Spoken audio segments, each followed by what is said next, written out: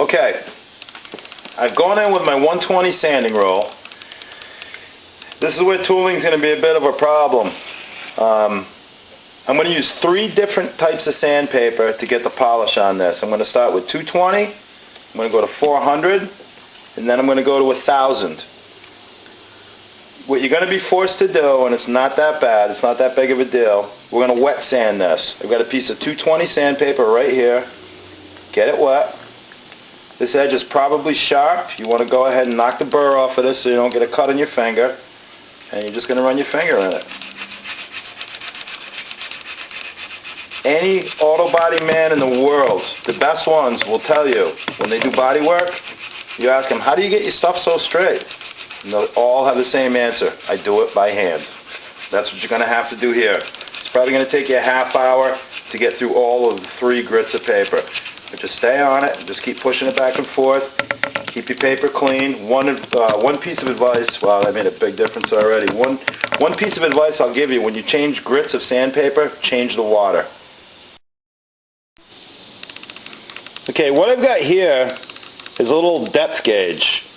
These cost about $10, $12. What's kind of cool about them, you can release this screw and you can either measure depth or set points of reference.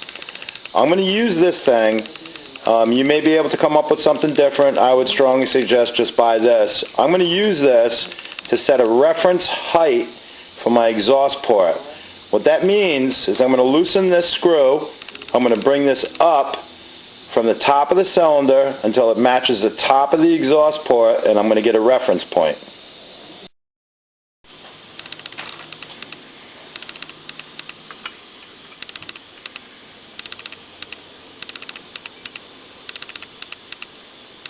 Alright, I've got this tool right at the height of my exhaust port right now.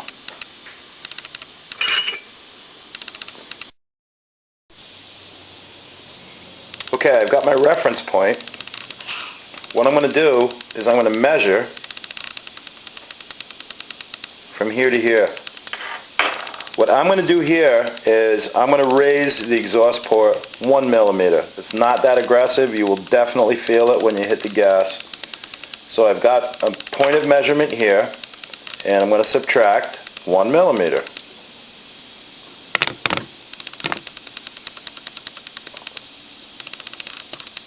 Once I've subtracted the millimeter, I'm going to change my gauge.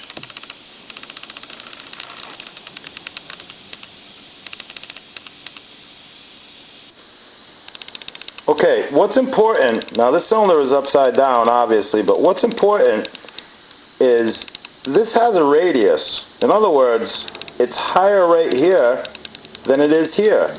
They do that to preserve ring life. So we're going to change this whole port 1 millimeter. But we only took a base reference from dead center. Here's where your eyeballs come in. We're going to grind this until it matches our gauge, and then we're going to eyeball it all the way through here. We're just going to follow a nice radius. You'll be able to see it like the nose on your face. But I'm just going to do this area right here and raise this 1 millimeter, and then I'm going to follow my radius out through here.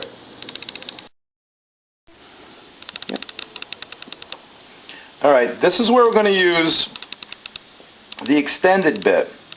Again, you're probably going to have to get this right from CC Specialties.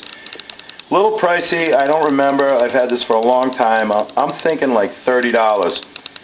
Especially with a Dremel, because you don't have a lot of control over the speed. Keep your RPMs low. If you turn this thing on wide open, its centrifugal force is going to take this bit, it's going to send it out this way, and it's going to become a helicopter. It's going to cut you and do all kinds of bad things to you. So you want to start at the lowest RPM.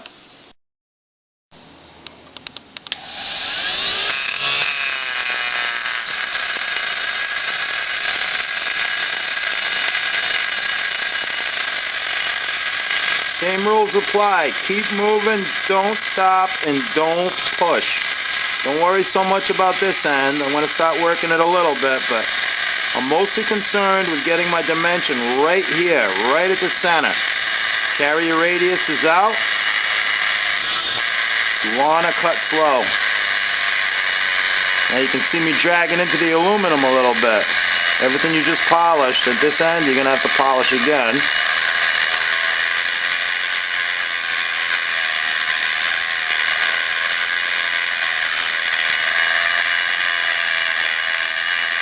If you push on this bit, it will bend.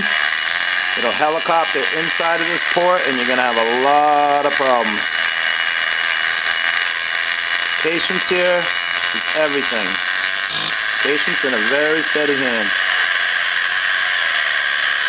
Everything can be blended. Again, this point right here, I'm trying to raise this 1 millimeter.